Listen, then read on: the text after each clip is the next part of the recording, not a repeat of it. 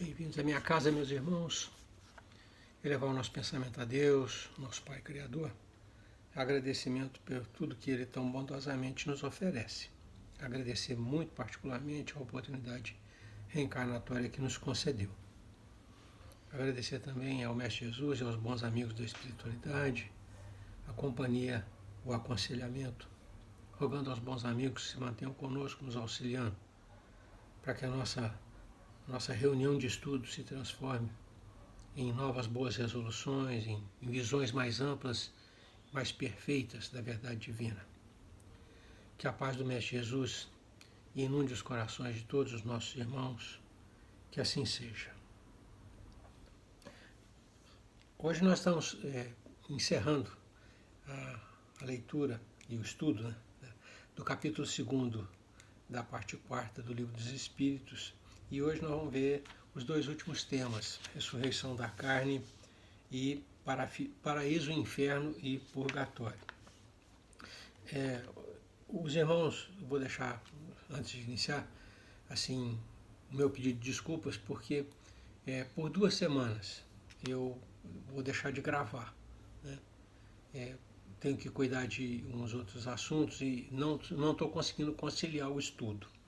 Então, para que a preparação seja adequada, para que eu consiga extrair o melhor das minhas leituras e oferecer aos meus irmãos a minha visão um pouco mais apurada, vamos dizer assim, né?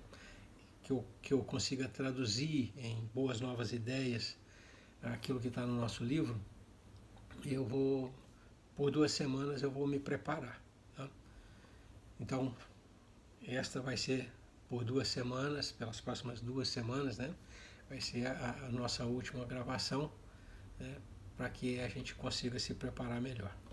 Bom, então, retomando, vamos lembrar que na semana passada nós vimos a parte que tratava da duração das penas futuras, né? Os assuntos vão se imbricando, vão se entrelaçando, né? E hoje nós vamos iniciar a leitura por ressurreição da carne, na questão de número 1010.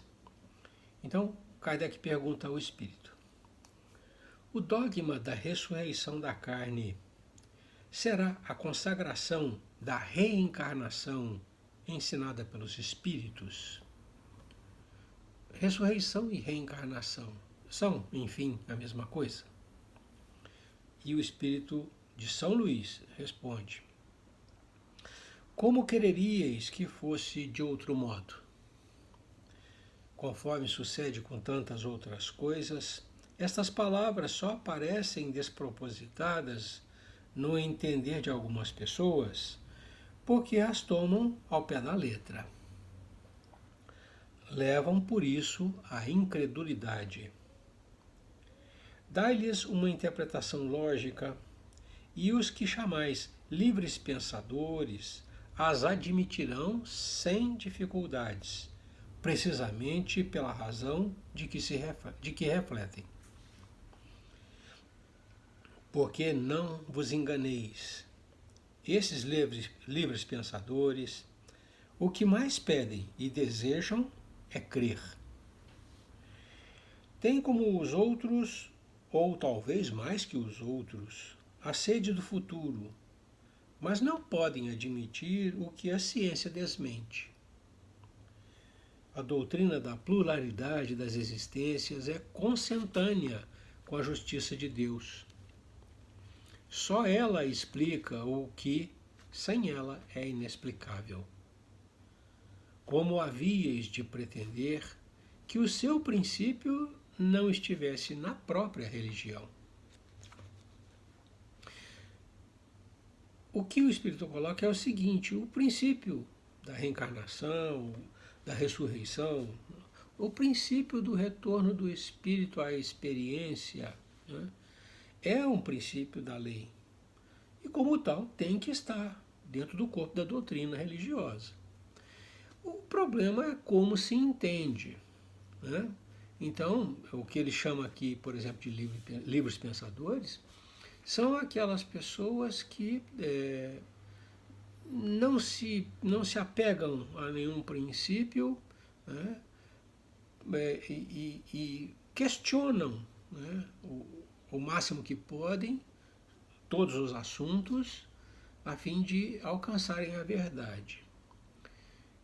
Quando a gente se investe de uma determinada bandeira religiosa, vamos colocar assim, nos sentimos na obrigação de defender determinados pontos de vista. A Igreja Católica tem seus dogmas, né? Aqueles que abraçam o catolicismo devem respeitar os dogmas. Esse é o raciocínio. Então ele diz, olha, o que os livres pensadores mais desejam é acreditar em alguma coisa, só que eles precisam ter, vamos dizer assim, o aval da ciência. Aquilo que eles acreditam não pode contrariar o que a ciência aponta, o que ela diz que é verdade. A ressurreição da carne, como nós entendemos, né, ela não acontece, porque a gente sabe que a matéria se deteriora. Né? E seria impraticável, né, a gente manter a matéria. Ela não se mantém no tempo. Uma vez saído o princípio vital, o espírito desgarrado, a matéria volta a ser o que é, uma coisa inerte. E a decomposição é inevitável. Né? Então o que ele diz é isso, olha, é o princípio da lei de Deus, né, que os espíritos retornem à experiência, né, e não é de outra maneira que a gente deve entender ressurreição. É a reencarnação. É a volta do espírito à experiência da carne. Não na mesma carne, como diz a ressurreição, mas numa outra, né, de igual teor, mas outra. Na questão 1011, ele aprofunda esse questionamento. Ele diz assim, diz Kardec ao Espírito, pergunta Kardec ao Espírito, assim, pelo dogma da ressurreição da carne, a própria Igreja ensina a doutrina da reencarnação? E São Luís responde, é evidente.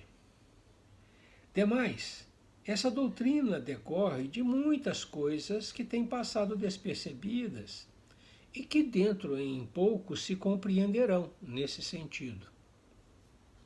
Reconhecer-se-á em breve que o Espiritismo ressalta a cada passo do texto mesmo das Escrituras Sagradas. Os espíritos, portanto, não vêm subverter a religião, como alguns o pretendem. Vêm, ao contrário, confirmá-la, sancioná-la por provas irrecusáveis. Como, porém, são chegados os tempos de não mais empregarem linguagem figurada, eles se exprimem sem alegorias e dão às coisas sentido claro e preciso, que não possa estar sujeito a qualquer interpretação falsa. Eis porque, daqui a algum tempo, muito maior será do que é hoje o número de pessoas sinceramente religiosas e crentes. Então, uma vez mais, São Luís reforça, né, que o dogma da ressurreição não é mais do que a nossa interpretação de reencarnação. Sucessivas oportunidades da carne, né, para que o espírito alcance o seu grande objetivo. Existe um comentário feito aqui no rodapé, né, que consolida essas duas ideias, a primeira e a segunda pergunta. Efetivamente, a ciência demonstra a impossibilidade da ressurreição. Segundo a ideia vulgar, se os despojos do corpo humano se conservassem homogêneos, embora dispersos e reduzidos a pó, ainda se conceberia que pudessem reunir-se em um dado momento. As coisas, porém, não se passam assim. O corpo é formado de elementos diversos, oxigênio, hidrogênio, azoto, carbono, etc. Pela decomposição, esses elementos se dispersam, mas para servir à formação de novos corpos, De tal sorte que uma mesma molécula de carbono, por exemplo, terá entrado na composição de muitos milhares de corpos diferentes.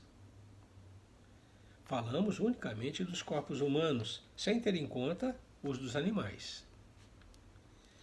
Que um indivíduo tem, talvez, em seu corpo, moléculas que já pertenceram a homens das primitivas idades do mundo.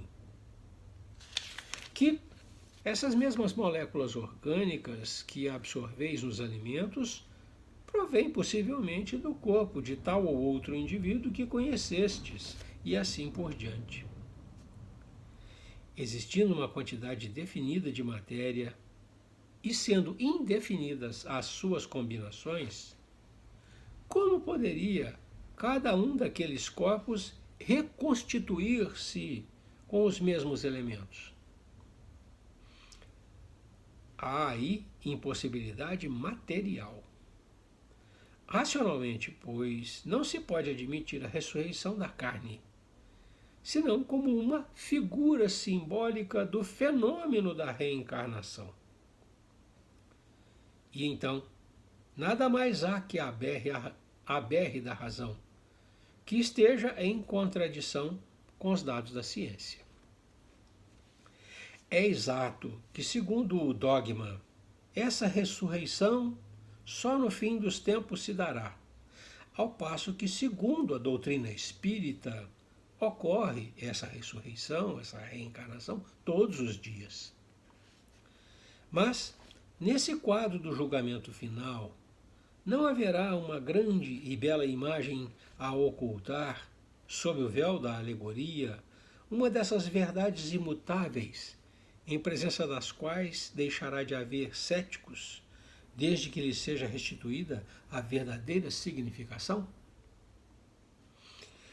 Dignem-se a meditar a teoria espírita sobre o futuro das almas e sobre a sorte que lhes cabe, por efeito das diferentes provas que lhes cumpre sofrer, e verão que, exceção feita da simultaneidade, o juízo que as condena ou absolve não é uma ficção como pensam os incrédulos. Notemos mais que aquela teoria é a consequência natural da pluralidade dos mundos, hoje perfeitamente admitida, enquanto que, segundo a doutrina do juízo final, a Terra passa a ser o único mundo habitado. E aí nós entramos no segundo tema, né? Paraíso, inferno e purgatório.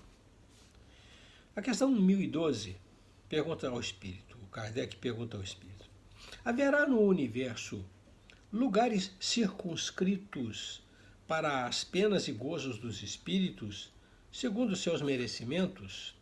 A ideia de que existam áreas, lugares, localidades, né, definidas para o sofrimento e para a felicidade. E aí o Espírito responde: já respondemos a essa pergunta. Efetivamente, no Livro dos Espíritos, um pouco mais atrás, ele já disse que os espíritos não ficam circunscritos a lugares. Ele já disse isso. E aí ele reforça por causa. Já respondemos essa pergunta. As penas e os gozos são inerentes ao grau de perfeição dos espíritos. Cada um tira de si mesmo o princípio de sua felicidade ou de sua desgraça. E como eles estão por toda parte, os espíritos estão por toda parte, nenhum lugar circunscrito ou fechado existe, especialmente destinado a uma ou outra coisa, à felicidade ou à desgraça. Quanto aos encarnados, esses são mais ou menos felizes ou desgraçados, conforme é mais ou menos adiantado o mundo em que habitam. O Kardec aprofunda na pergunta. De acordo então com o que vindes de dizer, o inferno e o paraíso não existem, tais como o homem os imagina? E aí o Espírito responde: são simples alegorias. Por toda parte há espíritos ditosos e inditosos. Entretanto, conforme também já dissemos, os espíritos de uma mesma ordem se reúnem por simpatia, mas podem reunir-se onde queiram quando são perfeitos. E uma notinha de rodapé. A localização absoluta das regiões, das penas e das recompensas só na imaginação do homem existe. Provém de sua tendência a materializar e circunscrever todas as coisas, cuja essência infinita não lhe é possível compreender. Então a questão inicial é: existem lugares previamente determinados para que as criaturas sejam felizes ou padeçam sofrimentos, né, conforme o nosso conceito de céu e inferno? E o Espírito diz: olha, não. A felicidade ou a infelicidade é relativa ao grau de perfeição, ao grau de aperfeiçoamento, né? Então, cada um carrega consigo a felicidade ou a infelicidade. Aonde quer que o espírito vá, ele carrega a sua essência feliz ou infeliz. Como os espíritos se reúnem por afinidade, aqueles que são mais purificados tendem a agrupar-se e aqueles que são mais inferiores tendem a agrupar-se. Esse agrupamento, esses grandes agrupamentos, né, por afinidade, parecem caracterizar regiões definidas, mas não. O que está acontecendo é uma aglomeração, palavra da moda, é uma aglomeração por afinidade. Aqueles que dividem a mesma linha de pensamento. Eles podem ir aonde bem entenderem, vamos dizer assim, não estão presos, prisioneiros, não estão cativos de um determinado lugar. Essa é a ideia que nós temos que ter. E o mais importante que isso, cada um carrega consigo a sua felicidade ou a sua desgraça, né? Ninguém pode fugir de si mesmo, como diria Sêneca, né? A gente não foge de si mesmo. Então, aonde a gente vai, a nossa essência está presente. Se ela é infeliz, estamos em sofrimento. Se ela é feliz, mais purificada e tal, estamos em alegria, em felicidade. Esse é um conceito fundamental para nós. Então, nada de achar que existem áreas de segregação para os anjos e para os demônios, né, como nós dizemos. A 1013, então, é derivada. Olha, se não existe céu e inferno, o que é o purgatório? E aí Kardec pergunta, o que se deve entender por purgatório? Que é uma construção, né, vamos dizer assim, da teologia católica. Céu, inferno, purgatório. E também criaram um limbo, né, para as criancinhas. O que se deve entender por purgatório? E aí o Espírito responde: purgatório é dores físicas e morais, o tempo da expiação. Quase sempre, na terra é que fazeis o vosso purgatório, e que Deus vos obriga a expiar as vossas faltas. E aí uma notinha de rodapé.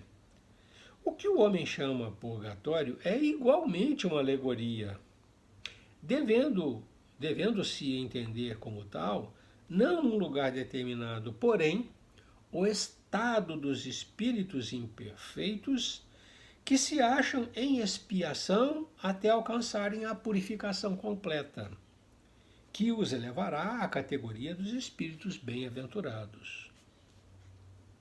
Operando-se essa purificação por meio das diversas encarnações, o purgatório consiste nas provas da vida corporal. Então, doutrinariamente, para nós espíritas, o termo purgatório significa esses tempos que nós vivemos, aqui, agora, encarnados, onde estamos submetidos às diversas provas, né, às diversas expiações. É neste tempo que a gente redireciona o nosso entendimento, o nosso pensamento, o nosso sentimento, e é neste tempo em que a gente avalia as consequências daquilo que a gente impôs aos outros em outra oportunidade. Aquilo que nós chamamos de expiação. É hora de sentirmos, vamos usar essa figura, sentirmos na carne aquilo que nós proporcionamos aos outros. Esses tempos de dores físicas e morais, né? Esses tempos, para nós, os espíritas, é o purgatório. Aquele purgatório, o termo, né, que os cristãos católicos engendraram. Né? Então, céu e inferno é uma condição, vamos dizer assim, própria do espírito, sua essência, se ela é boa, céu, se ela é ruim, inferno, para ficar bem simples. E purgatório é essa experiência, vamos dizer assim, esse tempo de experiência que a gente fica investido na carne, né? Esquecido das experiências frustradas anteriores, né? Com a oportunidade de novas decisões, de novos direcionamentos. Tá? A 1014 vai então aprofundando. Bora, se são figuras, né, se são alegorias, por que então os espíritos se referem a elas?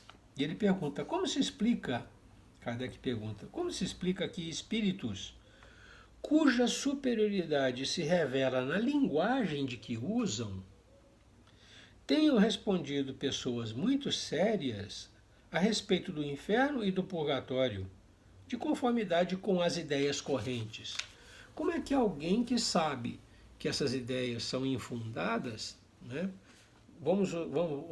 quase que estimulam a permanência dessas ideias por responderem, por não se contraporem a esses conceitos errados? Essa é a questão que Kardec levanta.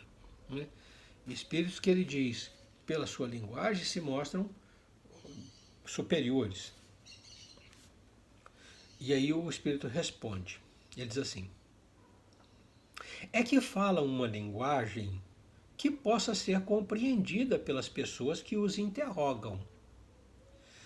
Quando as pessoas que interrogam, se mostram imbuídas de certas ideias, eles evitam chocá-las muito bruscamente, a fim de não lhes ferir as convicções. Se um espírito dissesse a um muçulmano, sem precauções oratórias, que Maomé não foi profeta, seria muito mal acolhido. Então, o que o Espírito diz é, olha, na verdade eles não estimulam o conceito falso. Né? Eles usam a mesma linguagem que vocês entendem.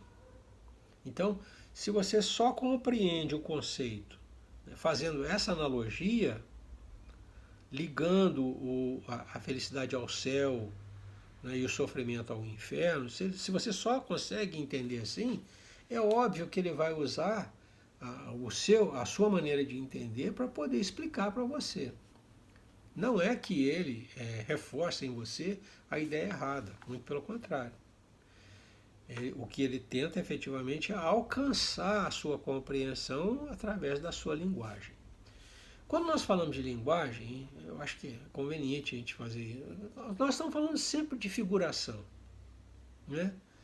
Uma coisa que você vê, né, você não consegue descrever para o outro de tal maneira que ele tenha a mesma visualização. Você não consegue descrever. Por mais minúcias que você coloque, por mais detalhes que você coloque, sempre ficará alguma coisa, né, a dever. A imagem que salta aos seus olhos não pode ser construída igualmente pela linguagem na mente do outro. Talvez por isso os espíritos não percam tempo em usar palavras, né? Eles só usam pensamentos, porque pensamentos são perfeitamente transmissíveis. O que um pensa chega ao outro da mesma maneira. Não existe como você deturpar um pensamento. Né? Então, aqui ele faz força nisso. Não é que o espírito reforce a ideia errada. Ele usa aquilo que você tem como compreensão para tentar melhorar o seu entendimento. E aí o Kardec faz uma pergunta em cima dessa pergunta, né? Se os superiores agem assim, o Kardec pensa, não necessariamente os inferiores agem assim, né? E aí ele pergunta, concebe-se que assim procedem, usando a nossa ideia, a nossa ideação, assim procedem os superiores, né? O telefone. Concebe-se que assim procedem os espíritos que nos querem instruir. Como, porém, se explica que, interrogados acerca da situação em que se achavam, alguns espíritos tenham respondido que sofriam as torturas do inferno ou do purgatório? Ele perguntou dos superiores e agora ele perguntou dos inferiores. Tá, os superiores não querem nos chocar, tá? Mas e os inferiores? Por que eles usam esses conceitos falsos para tentar mostrar a dor que passam? E aí o Espírito responde. Quando são inferiores e ainda não completamente desmaterializados, os espíritos conservam uma parte de suas ideias terrenas. E para dar suas impressões, se servem dos termos que lhes são familiares. Acham-se num meio que só imperfeitamente lhes permite sondar o futuro. Essa a causa de alguns espíritos errantes ou recém-desencarnados falarem como o fariam se estivessem encarnados. Inferno se pode traduzir por uma vida de provações, extremamente dolorosa, com a incerteza de haver outra melhor. Purgatório, por uma vida também de provações, mas com a consciência de melhor futuro. Quando experimentas uma grande dor, não costumas dizer que sofres como um danado? Tudo isso são apenas palavras e sempre ditas em sentido figurado. Mais uma vez o Espírito reforça, né, a linguagem como fonte da imprecisão, né? Então ele diz, olha, se o camarada ainda está num estágio evolutivo muito baixo, né, muito ligado ao terra-terra, né, é natural que ele se expresse como ele entende, como ele vê. Ele ainda não consegue vislumbrar muito adiante, ele não consegue enxergar o futuro, como ele diz, né? Então é natural que ele se prenda muito naquilo que ele vivenciou por último, mais próximo. No caso, ele diz, olha, vamos chamar assim, essa proximidade é que faz com que ele use terminologia, né, que está em uso no campo que ele deixou, né? Então, referir-se ao sofrimento como inferno é natural para ele que fazia isso, né, quando estava encarnado, muito recentemente. Mais tardiamente, um pouco mais adiante, com uma visão um pouco melhor, talvez ele consiga se expressar de outra maneira, mas no momento presente é como ele consegue traduzir a sua ideia, o seu sentimento, né? Na questão de número 1015, o Kardec pergunta: que se deve entender por uma alma a penar? A alma penada que todos nós tínhamos medo quando éramos criancinhas, né? E o Espírito responde assim: uma alma errante e sofredora, incerta de seu futuro, e à qual podeis proporcionar o alívio que muitas vezes solicita vindo comunicar-se convosco. E aqui ele faz uma referência à questão 664 do Livro dos Espíritos, que fala das orações pelos mortos e pelos espíritos sofredores. Então, aquilo que nós chamamos de alma penada ou alma a penar, nada mais é, vamos traduzir, né? Nada mais é de que um espírito errante. O que é um espírito errante? Liberto do corpo, né? Não encarnado. Um espírito liberto do corpo em sofrimento. Sofrimento de que natureza? Moral. Em sofrimento moral. E incerta de seu futuro, né? Não tem o apoio de uma doutrina filosófica, ética, moral, né? Que lhe permita compreender, né, o que passou e o que está por vir. Essa incerteza, né, a transforma numa criatura angustiada. Então a figura da alma a penar, né, é para nós o espírito liberto do corpo em estado de sofrimento moral, né, e incerta de seu futuro, não consegue vislumbrar uma melhoria, né. E ele, o que eu acho interessante nessa questão é que ele já ressalta a qual podeis ajudar, podeis socorrer, né? Pelas orações, pelo bom pensamento, os que são médiums pela orientação, pela conversa, pela conversa sadia que os oriente, que lhes dê luz, que lhes dê entendimento, né? A 1016, né, Kardec volta a questionar a respeito de lugar circunscrito. Ele diz assim: em que sentido se deve entender a palavra céu? Todos nós temos o céu como sendo o lugar das delícias e das primícias, né? Pura felicidade.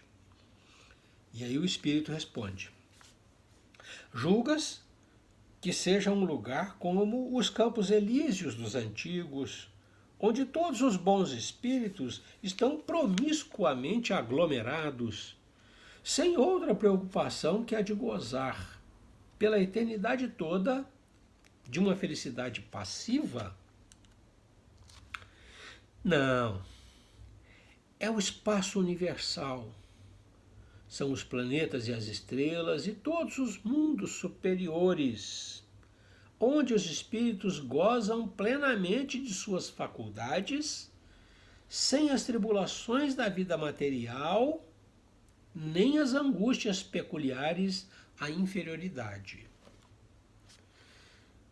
Ele traduz para nós, e nós vamos estudar isso logo na sequência, ele traduz para nós a condição dos espíritos que atingiram um grau de purificação, de melhoria moral, né, em que já não padecem mais as nossas precariedades, nossas dificuldades, né? Então é onde os espíritos já não necessitam mais de reencarnação, né? Não precisam mais passar pela experiência reencarnatória, porque não há mais o que expiar, vamos dizer assim, né?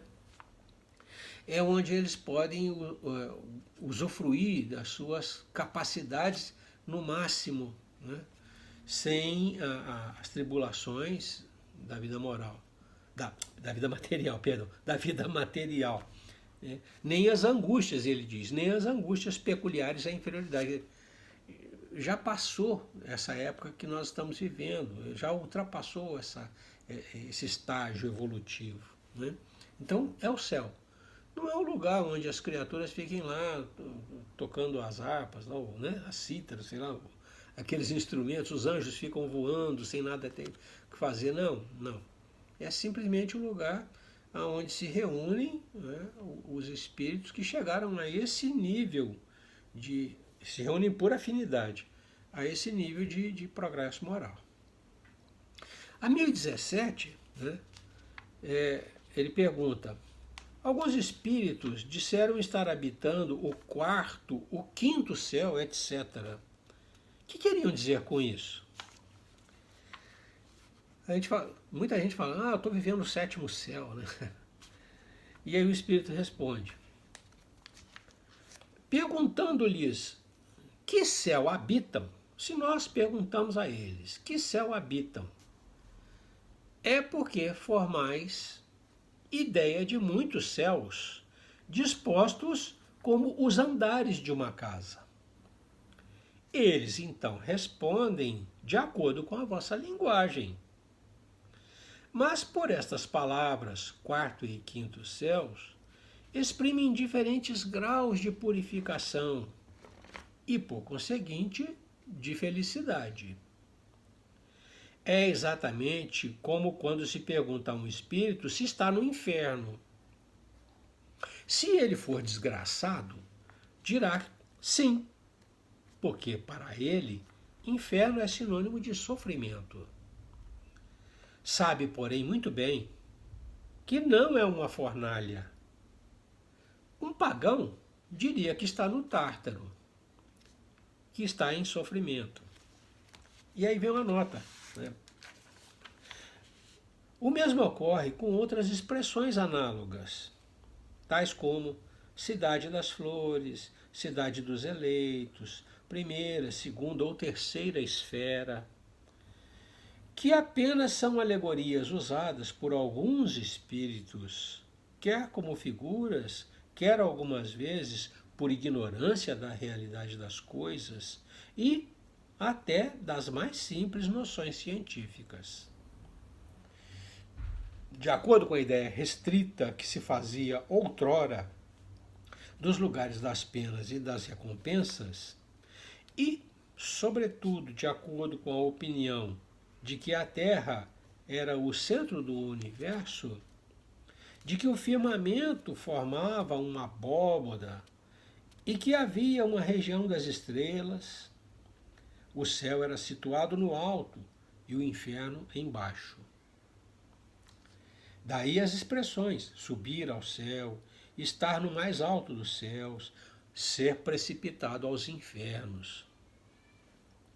Hoje que a ciência demonstrou ser a Terra apenas, entre tantos milhões de outros, um dos menores mundos sem importância especial, que traçou a história de sua formação e lhe descreveu a Constituição, que provou ser um infinito,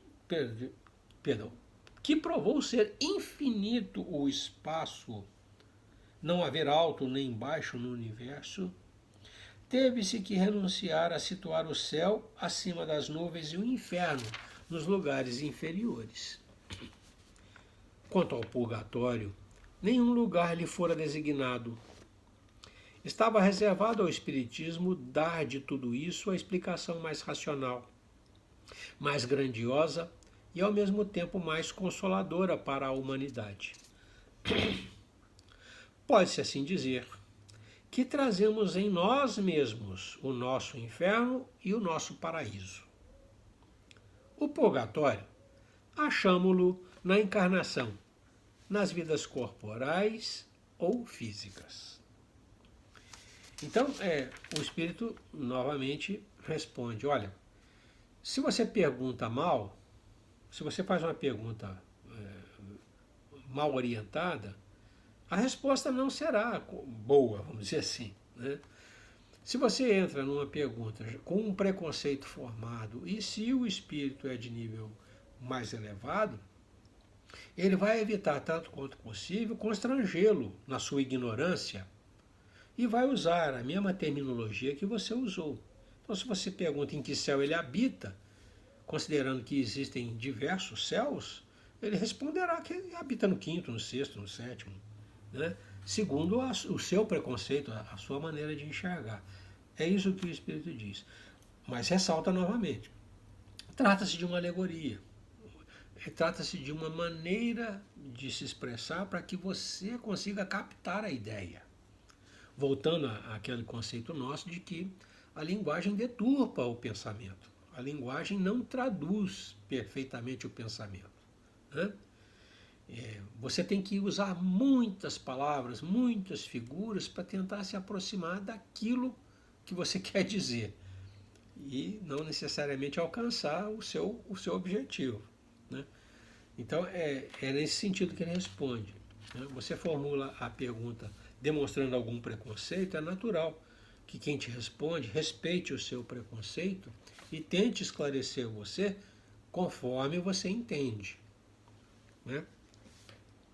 A 1018, que é a penúltima pergunta, em que sentido se devem entender estas palavras do Cristo? Meu reino não é deste mundo. E aí o Espírito laconicamente ensina para a gente a essência de Jesus. Ele diz assim: respondendo assim, o Cristo falava em sentido figurado. Queria dizer que o seu reinado se exerce unicamente sobre os corações puros e desinteressados. Ele está onde quer que domine o amor do bem.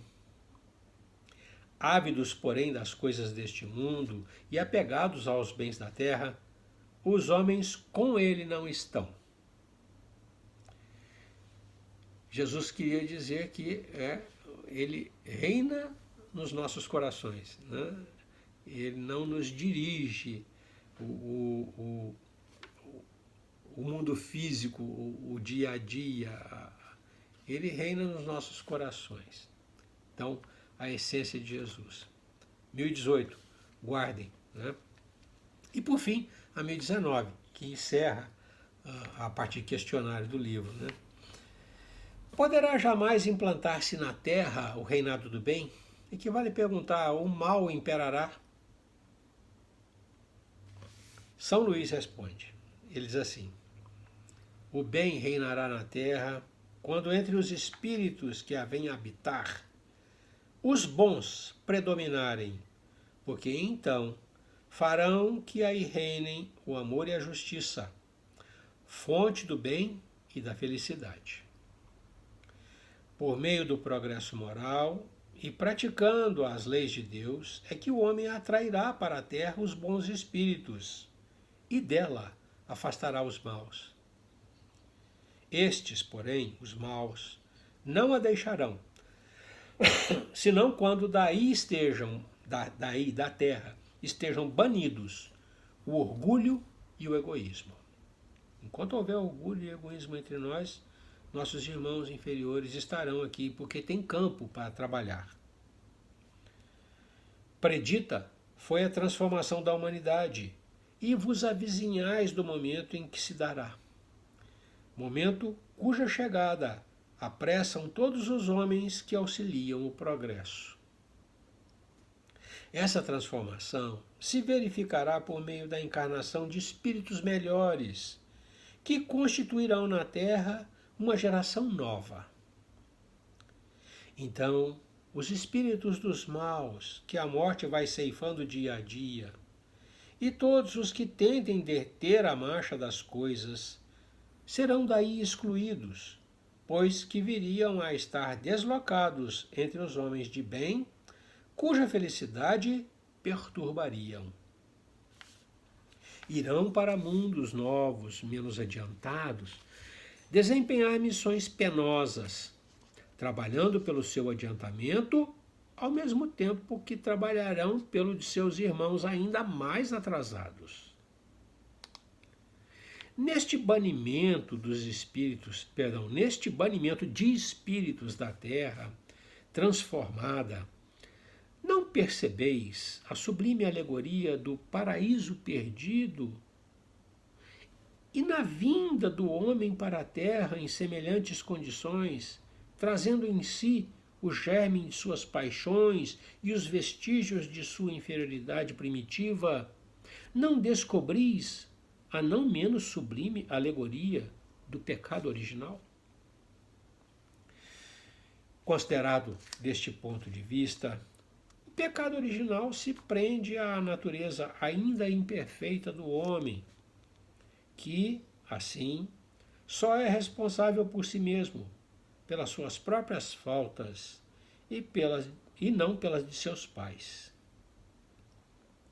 Todos vós, homens de fé e de boa vontade, trabalhai, portanto, com ânimo e zelo na grande obra da regeneração, que colhereis, pelo cêntuplo, o grão que houverdes semeado. Ai dos que fecham os olhos à luz, preparam para si mesmos longos séculos de trevas e decepções. Ai dos que fazem dos bens deste mundo a fonte de todas as suas alegrias. Terão que sofrer privações muito mais numerosas do que os gozos de que desfrutaram. Ai, sobretudo, dos egoístas. Não acharão quem os ajude a carregar o fardo de suas misérias. E assina São Luís. Nesse finalzinho, então, perguntado se nós estamos condenados a permanecer neste ambiente que nós vivemos ainda hoje, perguntado se o mal se instalou na terra dele e dela não sairá, o Espírito São Luís responde que não é assim. Que a marcha do progresso é constante, não pode ser detida, e que a renovação se fará sempre.